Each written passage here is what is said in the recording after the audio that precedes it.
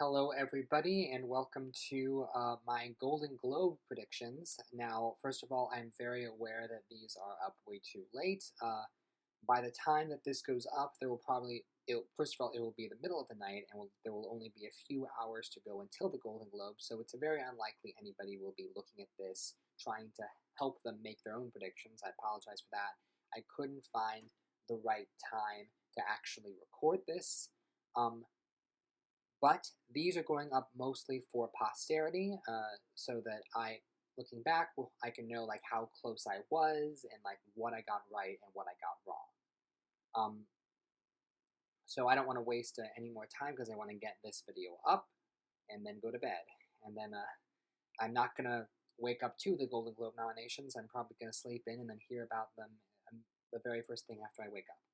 So, with that being said, for Best International Feature, uh, RRR, undeniably, because it can get nominated here. There's no restrictions at the Golden Globes.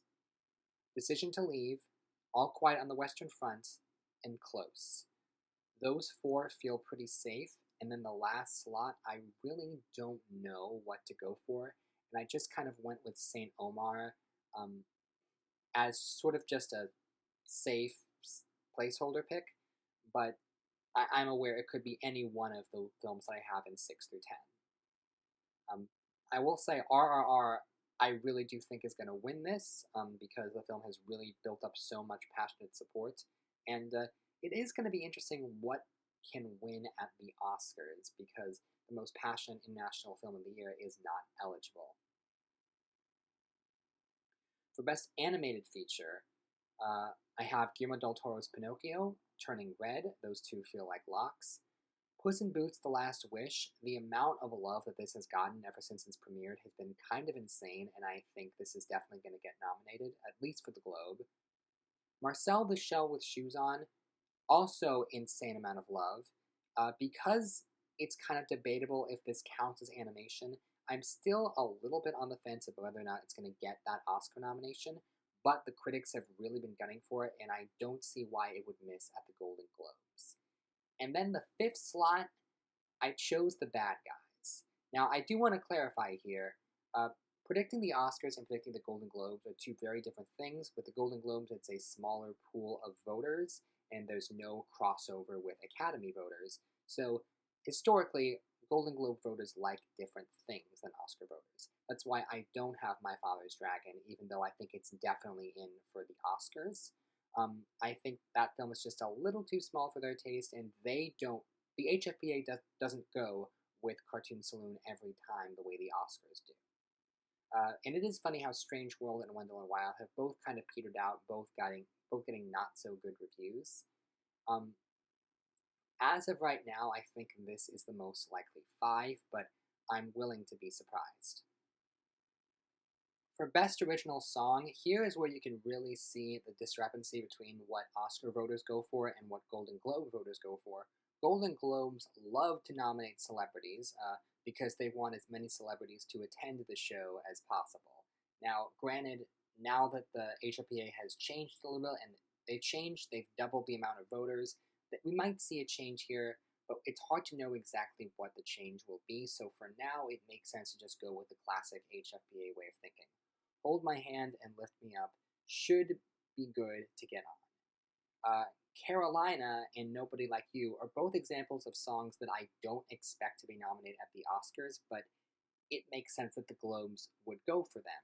Carolina is Taylor Swift, Nobody Like You is Billie Eilish. And if you go down a little bit, Ciao Papa and Natu Natu, those are two songs that I do think are going to get on at the Oscars, but I don't have them on for Globes because they're not written by famous people.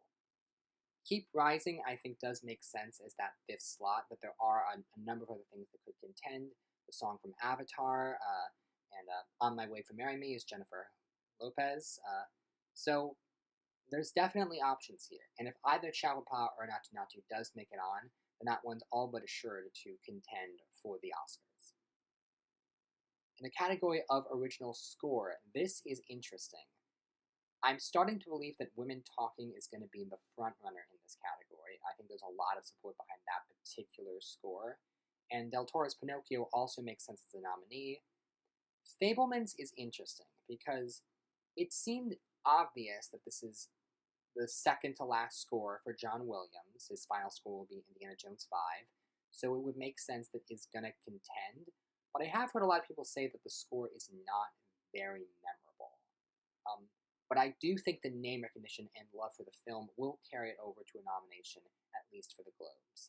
And the last two nominations are tricky.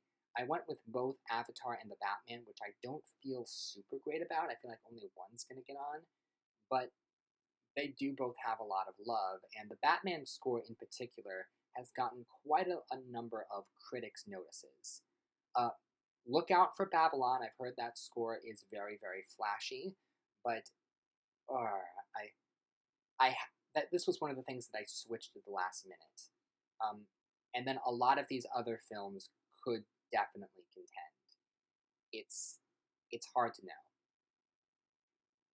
In the category of Best Screenplay, they don't have original and adapted. They just have one big screenplay category. And Banshees of Inisherin, Everything Everywhere, Women Talking, and The Fabelmans, those four are kind of your de facto top four contenders in Best Picture, and I think they all stand a good chance at getting on. I was really, really torn about that last slot, and I could very easily see either She Said or Glass Onion getting that last nomination. And ultimately, I decided to go with Tar. That's gotten a lot of critics' nominations, and there is a lot of support behind that particular screenplay. But it is going to be tight. This is one of the categories I'm maybe the least confident about. For Best Director, I'm sort of jumping ahead and doing Director now because a lot of the focus is on the acting categories. This is another one I'm not super confident in. Daniels, Spielberg, and Sarah Polley all make sense to me, and James Cameron, with the support of Avatar coming out when it's coming out, and so far everyone who's seen it has really loved it. It's gotten NBR and it's gotten AFI, so I think that the support behind Cameron will be there. And then the fifth slot, I'm not super confident about Martin McDonagh. Having seen the film, it's not the flashiest direction out there, and also Three Billboards didn't get in for director at the Oscars, but it did get in at the Globes. And this movie is one of the bigger awards contenders of the year, so I'm going to put it up there, but I think Joseph Kosinski, Baz Luhrmann, Gina Prince Bythewood, or even S.S. Rajamouli could all contend. I think there's a lot of names in contention for that last slot, and I just have McDonagh in there for now because it's the quote-unquote safe choice. Best Supporting Actress. Now, oh boy. First of all, every time I look at this category, and I look at some of the names that are in contention, like Carey Mulligan and Keke Palmer, that are going supporting even though they're clearly leads in their respective films, it does boggle the mind that Michelle Williams is not here because she would so easily be winning. And instead, in lead actress, she's clearly not contending for the win at all because the competition is so much fiercer. With that said, I honestly think Carrie Condon in Banshees could be our winner. I think that character really does stand out in the film, and she gets a lot of great moments in it, so I have her in number one here for now. Janelle Monáe, though, has been coming on very, very strong, and I think that they could definitely get nominated with the Golden Globes with this particular crowd. Even though I'm not 100% sure how well that performance will be received come Oscars time. And then for Women Talking, I decided to have just Claire Foy and not Jessie Buckley. And stick with me here. I made the decision to put on both Jamie Lee Curtis and Stephanie Sue from Everything Everywhere, which is a big leap to make. And really, this is just me hedging my bets because I feel like one of them is going to be nominated. Jamie Lee Curtis is really, really coming on strong, much stronger than a lot of people anticipated. Not only is she promoting the film very heavily, but she's also openly said that she wants this nomination, and a lot of people are giving it to her over Stephanie Sue, who people feel is overlooked. But Stephanie Sue has gotten a number of critics' nominations, and I don't understand how you watch the film and go for Curtis over Sue, but I really think that both of them could be nominated. And it's tight, and there are definitely a lot of contenders below the line. I think Buckley, Mulligan, Chow, Thusmadu, all of these names are legitimately in contention, but this is sort of just it's one of those things where I don't know which way it's going to go, so I'm sort of hedging my bets, and I just hope that I'm right. I'm hope that the Globes that everything pans out. In the category of Best Supporting Actor, though, we have a very obvious frontrunner. It looks like Ke Huy Quan is going to steamroll this whole season like a J.K. Simmons, and Brendan Gleeson is sitting comfortably in second place. And then the rest of the nominees do make sense. Paul Dano, I think, is certainly in the conversation. It's going to be tight between him and Judd Hirsch, but I ultimately have Dano in there. And then Redmayne, I almost didn't have him in. I toyed with it. But ultimately, I do feel like this is the Jared Leto in The Little Things. This is the sort of performance that gets in at Globe and SAG, or like Ben Affleck in Tender Bar, that we think might happen, and then it doesn't end up materializing for the Oscars. But it so fits that bar that I think it's going to happen. And then it is close with some of the other contenders, but for now, this is the five that I have. And now we come to Best Actor in a Comedy Musical. And this is tricky. I think the top two are the only safe ones. Colin Farrell and Daniel Craig are safe. Ralph Fiennes in The Menu, I think, is in a pretty good place to get on. The film is well liked, and he is one of the most well liked aspects of it, so it would make sense. Diego Calva in Babylon, I'm not sure about. I think people like that performance, but do admit it's not as showy as Margot Robbie, and also the film is not as beloved as people thought it would be. So he could get on, he could miss. Tom Hanks was a last-minute addition. Apparently, people who have seen the film are like, it's actually not that bad, which is a little surprising because the trailer does not make this movie look good at all. But if people are surprisingly enjoying this movie, then it does make sense to put on Tom Hanks. Now, Adam Driver could get on, but we'll have to see. That film has not been very well received so far. Billy Eichner, maybe. A little surprised that some people are really going for Adam Sandler because that movie kind of came and went much earlier in the year, and I didn't really hear that much about it. The reason I don't have Daniel Radcliffe on here for Weird Al is because I think that movie premiered on Roku, and people are a little bit concerned about whether it counts as a TV movie. It's one of those cases where eligibility is a little bit weird. But then, for Best Actress in a Comedy Musical, clearly Michelle Yeoh is getting on. Margot Robbie, because the field is kind of weak, we just have to assume that she's in.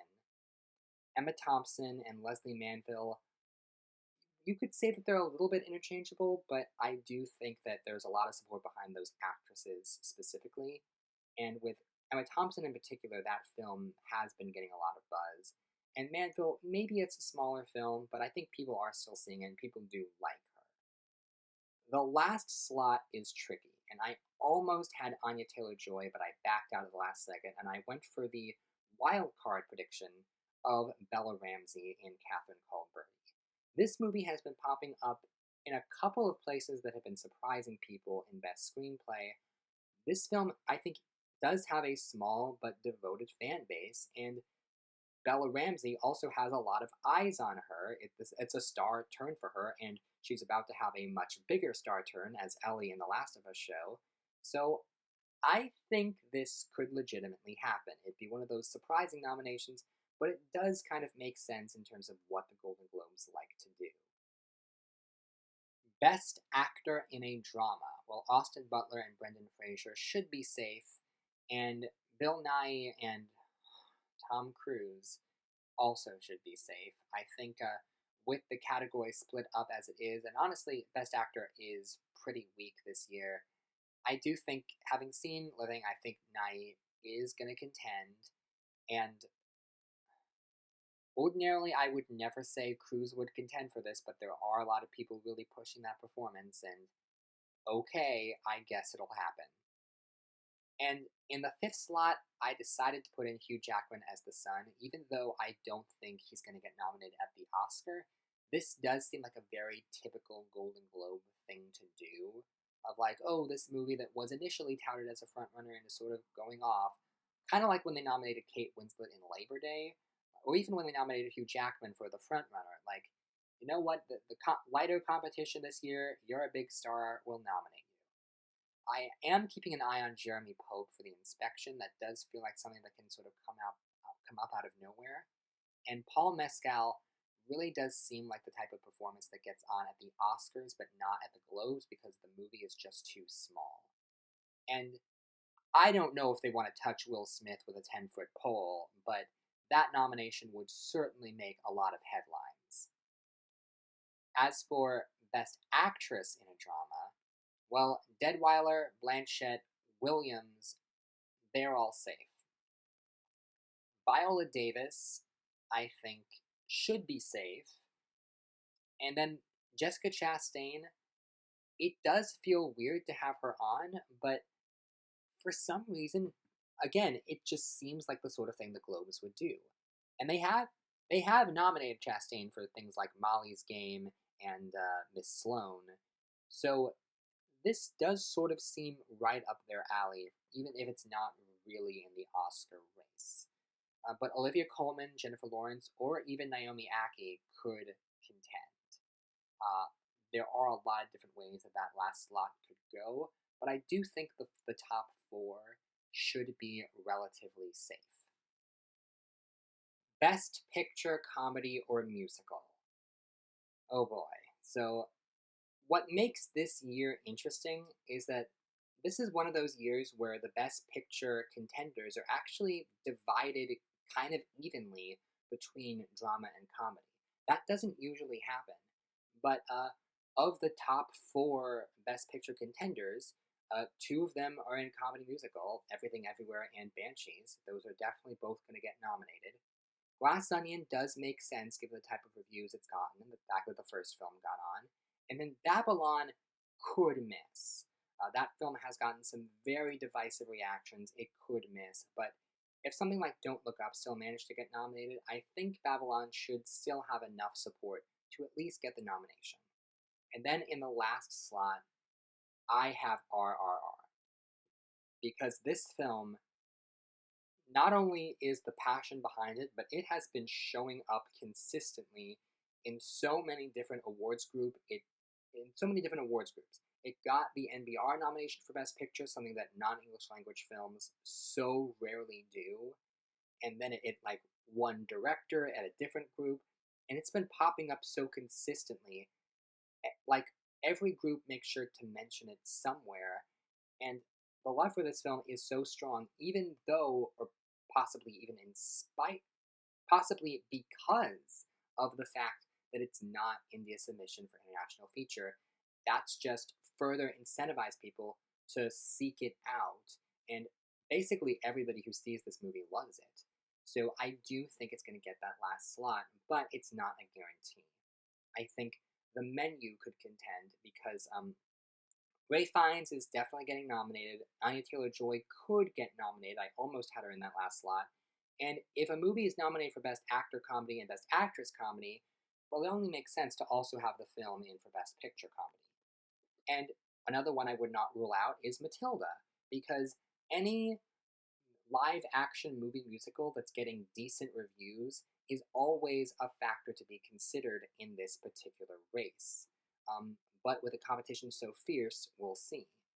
The one I'm really sad about, though, is Guillermo del Toro's Pinocchio, because the other week I would have confidently said, oh, this is definitely getting that last slot, but after it missed nominations at both NBR and AFI, it does feel like it's slipping through the cracks. Those are both guilds that in the past have respected animation. They both nominated Inside Out and Soul, and yet they didn't nominate Pinocchio. which feels bad. And I'm not gonna 100% give up hope that this could still be a Best Picture contender. I'm just have to wait to see if it gets the Critics' Choice nomination. Because last year, Critics' Choice were the only people that went with Del Toro for Nightmare Alley, and then it got in for Picture. So if anyone can still nominate it, it's Critics' Choice. But sadly, it, uh, this is proving to be a tighter race than a lot of people would have anticipated. And as for Best Picture Drama, so I actually have Top Gun Maverick at number 2. I thought I had Women Talking at number 2, but I guess I moved that. And either way, it does work. Those top 3 do make sense. And then both Avatar: The Way of Water and The Woman King got on at both AFI and NBR. And I think both of those movies have a ton of support. Avatar is coming out at just the right moment. A lot of voters, Avatar will have been the last thing that they saw before they put in their ballots. So it's going to be recency bias, and apparently the movie is a very, very big spectacle. So I do think that it's going to get on. And then The Woman King, this is the one that I've had a feeling about it all year, that this is one that's going to get a lot of attention. And people do really like this movie, but it did kind of trail off for a little while. But then it also got nominated at both AFI and NBR, and there was one guild that was like the African American critics that chose this as their number 1 movie of the year, which is significant. So I think it's getting that last nomination. But sitting right there at number 6 is Elvis, which has also been doing surprisingly well for itself. And it is the sort of thing the Golden Globes would like to go for. They nominated Bohemian Rhapsody. They gave Bohemian Rhapsody the win. And then Tara and She Said both could contend. I can both so easily see them contending here. I don't know. I don't know. These nominations are going to be really, really interesting. So thank you very much for watching. If you've chances are by the time you're watching this video, you already know what the nominations are. So you can tell me how right or wrong I am in the comments below. Thank you very much.